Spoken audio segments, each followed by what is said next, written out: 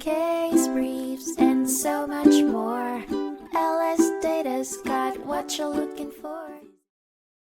In the 1975 case People v. Bray, the Court of Appeal of the State of California grappled with the question of whether ignorance or mistake of fact can be a defense in some cases. The case centered around James Eugene Bray, who was convicted of illegally possessing a firearm as a convicted felon. Bray argued that he did not know he was a felon, which would negate the charge. The prosecution agreed that Bray unlawfully possessed the firearm, but contended that his knowledge of being a felon was irrelevant to the conviction.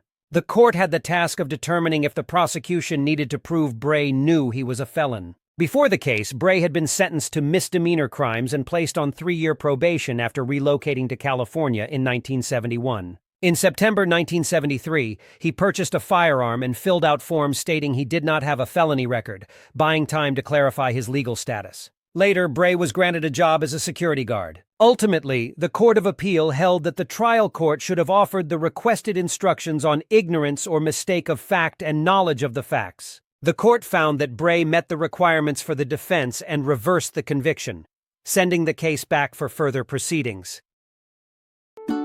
Case briefs, and so much more.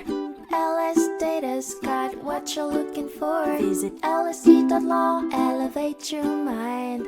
Leave the stress of class.